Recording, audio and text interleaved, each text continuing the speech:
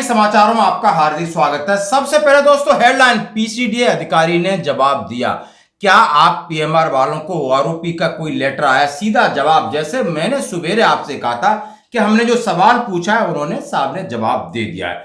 अब मैं बात करूंगा, ये ऑपरेशन सिंदूर था रियलिटी चेक, इससे सेना की कमी हुई है उजागर और उस कमी को कौन करेगा पूरा। और इसके साथ यानी मेजर सुरेंद्र पूनिया ने झाम बांधी है, कहा है कि हर व्यक्ति वो देशद्रोही है जो क्रिकेट खेल रहा है, खिलवा रहा है और हमारी शहीदों की शहादत का मजाक उड़ा रहा है। जनरल जीडी बख्शी साहब ने तो इतना खरा खोटा कहा कि घड़ियाली आंसू बहा रहे हैं, नेताओं पर कोई भरोसा नहीं कर सकते हैं, इनका कोई जमीर नहीं है।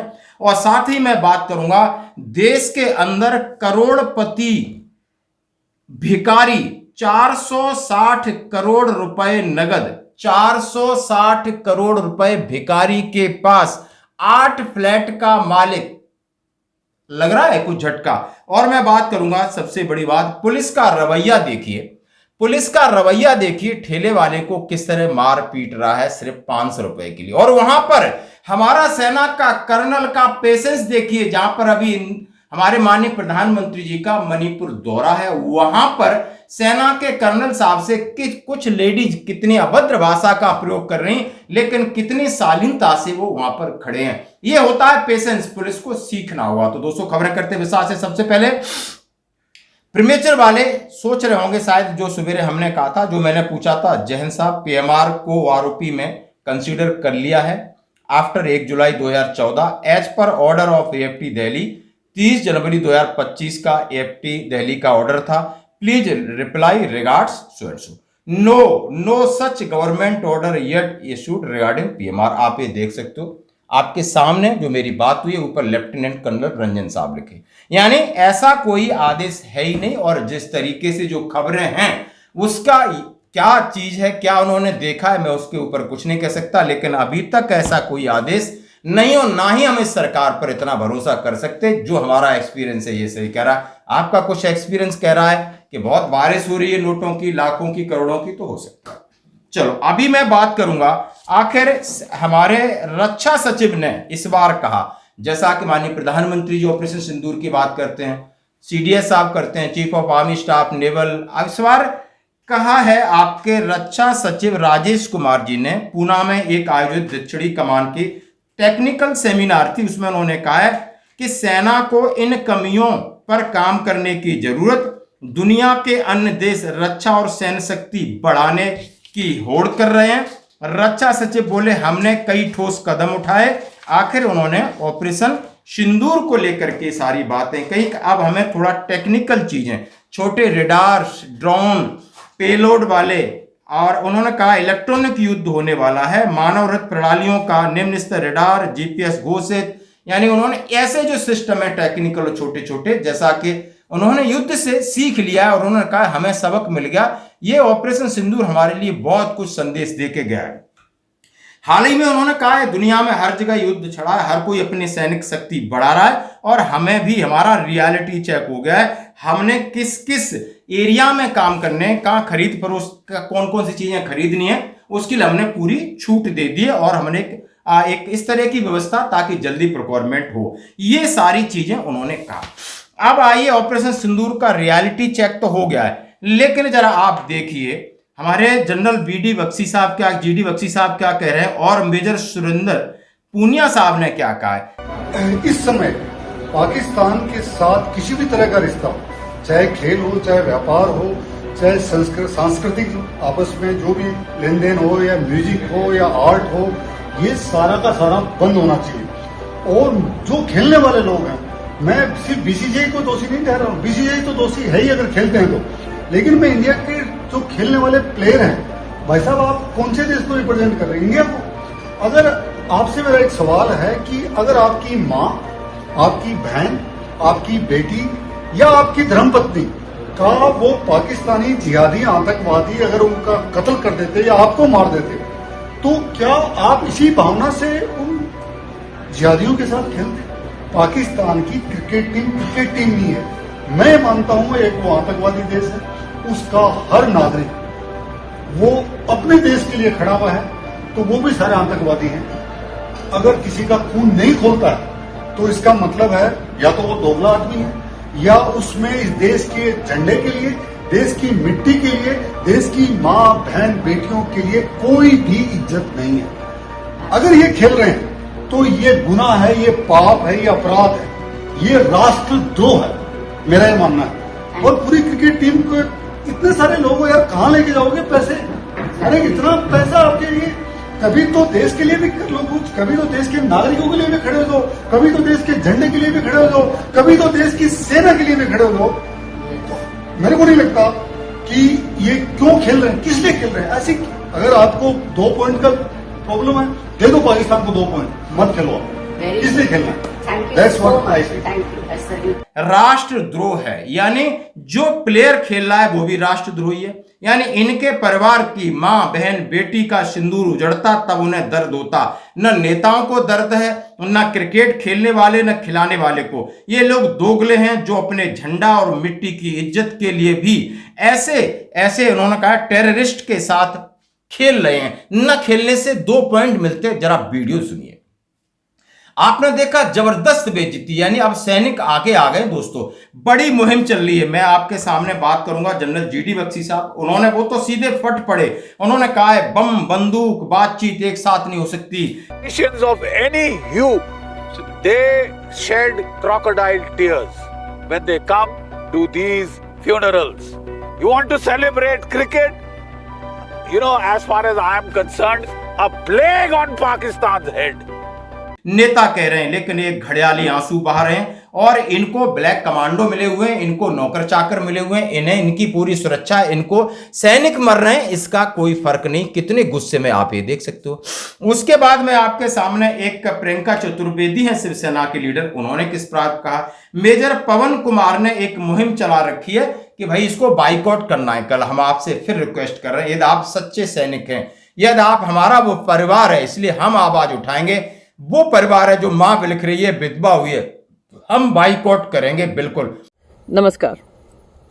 14 सितंबर को दुबई में इंडिया वर्सेस पाकिस्तान का मैच होने जा रहा है, जो एशिया क्रिकेट कप के अंतर्गत आता है। मैंने पार्लियामेंट में इसके बारे में आवाज उठाई थी क्योंकि जब हम ऑपरेशन सिंदूर के तहत पार्लियामेंट्री डेलीगेशन का हिस्सा बनकर गए थे, हमें ये कहा गया था कि नो ट्रेड विद टेरर है, नो टॉक विद टेरर है, पानी भी नहीं बहेगा जब तक ये लोग खून हमारे देशवासियों का बहाते रहेंगे।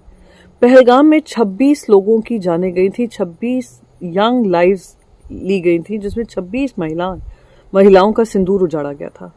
उसी के चलते प्रधानमंत्री नरेंद्र मोदी जी ने ऑपरेशन सिंदूर का आह्वान किया था और हमने उनको मुंहतोड़ जवाब दिया था। साथ ही साथ वो डेलीगेशन में हमने यही कहा था कि हम पाकिस्तान को किसी भी फॉर्मेट में, किसी भी तरीके से ना इंगेज करेंगे, ना उनके साथ वार्तालाप करेंगे जब तक वो अपने आतंकवादी गतिविधियों को बंद ना करें। और अब ये क्रिकेट मैच होने जा रहा है। मेरी लाख विनंती के बाद, और ये विनंती सिर्फ मेरी ही आवाज नहीं है, आज देश के 140 करोड़ लोगों के बिहाफ पे मैंने पार्लियामेंट में जब गृह मंत्री से रिक्वेस्ट की थी कि आप आईसीसी चेयरमैन को कहिए कि ये मैच नहीं हो सकता है। एशिया क्रिकेट काउंसिल जो हेड कर रहे हैं, उन्होंने लगातार आसिम मुनीर की बातों का समर्थन करते हुए हमारे देश के खिलाफ बोला है। पाकिस्तान के जो क्रिकेटर्स हैं, लगातार जब ऑपरेशन सिंदूर जारी था उसके बाद भी ऑपरेशन सिंदूर का मजाक बनाते हुए अपने इंस्टाग्राम स्टोरीज पे पाए गए।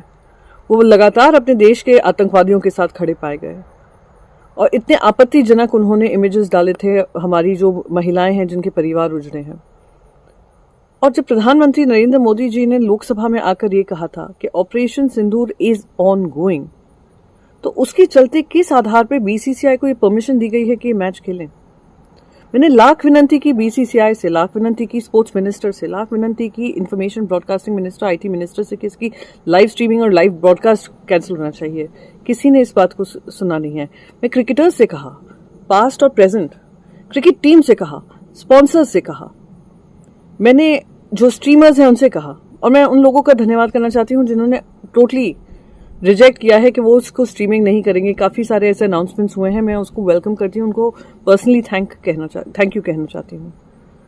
पर मैं बाकी सभी जन से, देश की जनता से अपील करना चाहती हूँ कि हमें इस समय पे उन 26 परिवारों के साथ खड़ा होना बहुत जरूरी है और देश में ये एकजुटता दिखाना जरूरी है कि जब तक पाकिस्तान अपनी आतंकवादी गतिविधियां बंद नहीं करेगा, जब तक ये पाकिस्तानी क्रिकेटर्स अपने आतंकवादियों के साथ खड़े पाए गए, हमें उनके साथ कोई मैच नहीं खेलना है।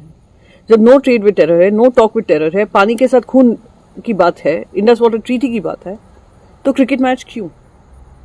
तो मैं बस यही आप सबसे एक गुजारिश करूंगी, एक विनती करूंगी कि ये मैच को आप बॉयकॉट करिए। किसी भी एक रुपये का फायदा ऐसे ब्रॉडकास्टर्स को नहीं दीजिए जो हमारे रोने पर, हमारे आंसुओं पे अपना पैसा कमाते हों। बीसीसीआई को वो मुंह तोड़ जवाब दीजिए कि बीसीसीआई की जो क्रिकेट टीम है उनकी पर्सनल क्रिकेट टीम नहीं है, इस देश की क्रिकेट टीम है। जब वो इंडिया की जर्सी पहनकर जाते हैं, 140 करोड़ की जनता का विश्वास से खेलने जाते हैं। और देश की सरकार को ये जवाब देना जरूरी है कि हम दो मुंही बात नहीं कर सकते हैं। और ये जवाब हम तभी दे पाएंगे जब हम इनको तरसाएंगे to earn even $1 rupee of revenue through this match, क्योंकि ये भी पैसा जो जाएगा ना उन्हीं आतंकवादियों को समर्थन करने वाले पाकिस्तानी क्रिकेट टीम को जाएगा, और ACC जो क्रिकेट काउंसिल के चेयरमैन हैं जो पाकिस्तान से आते हैं उनको जाएगा। तो आप सबसे यही अपील है। जय हिंद। और जिसका जो सेना की अधिकारी की पत्नी थी जो मारा गया था, वो पत्नी भी कह रही है कि इस देश में नेताओं पर भरोसा नहीं कर सकते। चंद पैसों के लिए ये क्रिकेटरों के पास कोई पैसे की कमी है या इतनी पैसों की कमी है, लेकिन नहीं, इनको भूख बढ़ती जा रही है और ये लोगों ने नाक में दम कर दिया। ये इस तरीके के कौन भरोसा करेगा? तो आप ये देख सकते हो वीडियो। अब मैं कुछ वीडियो आपके सामने दिखा रहा हूं। ये मणिपुर का है, जहां पर हमारे सेना के कर्नल साहब कितने शांत तरीके से, और उनके ऊपर जहां तक हाथ लगाने को लेडीज पहुंच गई, तब उन्होंने कहा हाथ नहीं लगाना। सुनिए सुनिए, आप ये हाथ हिला के बात नहीं कर सकते।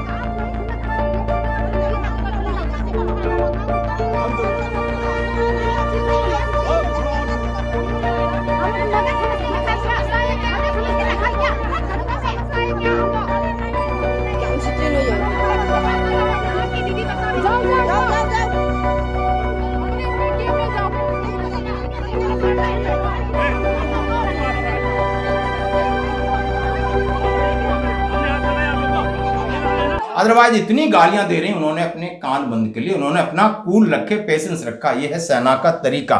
सबकी इज्जत करना जानती है, लेकिन पुलिस का तरीका जरा देखिए। एक ठेला लगा करके 17-18 साल का लड़का चाट पकौड़ी बेच रहा था, 500 रुपए वसूली कर रहा था, जिद कर रहा था। उसने बोला साहब मेरी 150 रुपए की बिक्री नहीं हुई है, मेरी लागत के पैसे नहीं निकले, और इसने चांटा मार दिया।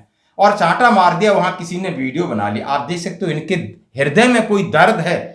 क्या ये इंसान हो सकते हैं? क्या इनका तरीका हो सकता है? प्लीज आप इस वीडियो को देखिए और जरूर एक कमेंट्स तो लिखिए, ताकि यहां तक पहुंचे, इसको लगे कितना फर्क है इस खाकी वर्दी में और ग्रीन वर्दी में। आप समझ सकते हो, हमारे पैरामिलिट्री भाई भी खाकी पहनते हैं, लेकिन उनकी खाकी में एक खून और मिट्टी की खुशबू आती है, और इनके में आप देख सकते हो किस तरीके का है। अब मैं बात करूंगा सबसे अमीर भिखारी, 8 फ्लैट का मालिक, छापे में 460 करोड़ नगद। शायद आपने ऐसा सुना नहीं होगा। दुनिया का सबसे अमीर भिखारी मुंबई में है। वह BE है, यानी बैचलर ऑफ इंजीनियरिंग। भीख मांगने का साम्राज्य को व्यवस्थित करने के लिए उन्होंने IIM कोलकाता से पढ़ाई की, यानी IIM किया कोलकाता से। भीख मांगे, मासिक आय 7 करोड़ रुपए, कर मुक्त। उसका नाम भरत जैन है। उसके पास 18,000 भिखारी की फौज है। धारावी में एक अच्छा घर है। भीख मांगने वाले ग्राहकों के लिए 3 बार भोजन के बदले सभी को दैनिक संग्रह से 20% की छूट देता है। उनके पास मुंबई में 8 विला, किराए के 8 महंगे अपार्टमेंट, अपने इस्तेमाल के लिए 2 निजी स्वतंत्र बंगले, 4 पत्नियां, 1 होटल है। उन्हें IT विभाग ने 22 करोड़ का घर खरीदते हुए पकड़ा। उनके दोनों घरों पर छापे मारी, 460 करोड़ कैश मिले। मलेशिया, इंडोनेशिया में भीख मांगने वाले सिंडिकेट खोलने के लिए अंतरराष्ट्रीय स्तर पर गया है। मतलब पूरे विश्व में कितना दिमाग है। उसने IIM किया है, B किया है, और 18,000 भिखारियों की फौज है। धन्यवाद हो। ये है देश।